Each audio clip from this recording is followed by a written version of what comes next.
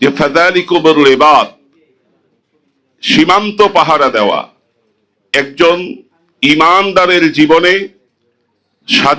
দেশের স্বাধীনতা সার্বভৌমত্বকে রক্ষার জন্য বিনিদ্র রজনী কাটিয়ে নিজের জীবন বাজি রেখে এই সীমান্ত পাহারা দিয়ে দেশকে রক্ষা করার কাজকে রাসূলুল্লাহ সাল্লাল্লাহু আলাইহি ওয়াসাল্লাম ফাযালিকুমুর রিবাত বলে আখ্যায়িত করেছেন।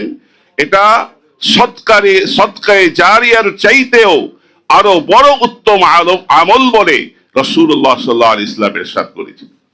অর্থাৎ আমাদের এই সমাজে ইমামরা মিম্বারের ভিতরে বসে বাংলাদেশের স্বাধীনতা সার্বভৌমত্বকে রক্ষা করার জন্য এই আমল কত গুরুত্বপূর্ণ আমল সেটা সব সময় আমরা প্রকাশ করে থাকি, জনগণকে বুঝিয়ে থাকি, জনগণের মাঝে এই সচেতনতা তৈরি করে থাকি।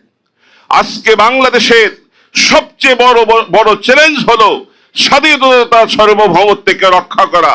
বর্তমানে পার্বত্য চট্টগ্রামে আমরা দেখতেছি ইন্ডিয়া এবং ভারতের মদদে স্বাধীনতা সার্বভৌমত্বকে নস্যাৎ করার জন্য চক্রান্তের পর চক্রান্ত কিভাবে হচ্ছে এটা আমরা বর্তমানে দেখতেছি। আমাদের স্বাধীনতার পর থেকে নিয়ে আজকে সবচেয়ে বড় চ্যালেঞ্জ হলো বাংলাদেশের স্বাধীনতাকে রক্ষা করা। কারণ আমাদের যে প্রতিবেশী রাষ্ট্র ভারত, আপনারা জানেন 17 বছর যে ফেসিবাদ বাংলাদেশে ছিল, এই ফেসিবাদ বাংলাদেশ থেকে পালিয়ে তাদেরকে আশ্রয় দিয়েছে ভারত। বাংলাদেশে গণতন্ত্র যাতে ব্যাহত হয়, যাতে ইসলামপন্থীদেরকে ব্যাহত করা যায়, তাদেরকে দুর্বল করার এই চক্রান্ত আমাদের প্রতিবেশী রাষ্ট্র ভারত সব সময় করে থাকে। সুতরাং ইসলামপন্থীদেরকে, ইমামদেরকে আমাদের প্রায়োরিটি সেট করতে হবে। আমাদের অগ্রগণী, আমাদের সবচেয়ে গুরুত্বপূর্ণ কাজকে সেটাকে আমাদের নির্ধারণ করতে হবে।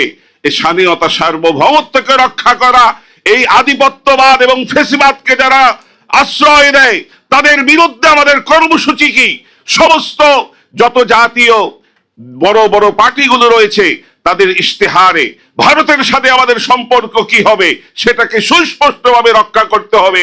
এরপরেই এই ইসলামপন্থী জনগণ, বাংলাদেশের 18 কোটি জনগণ নির্ধারণ করবে কোন পার্টিকে আমরা ভোট দেব, কাদেরকে আমরা প্রত্যাখ্যান করব। এই জন্য তাদের ইশতেহারে এই বিষয়ে সুস্পষ্ট ঘোষণা থাকতে হবে।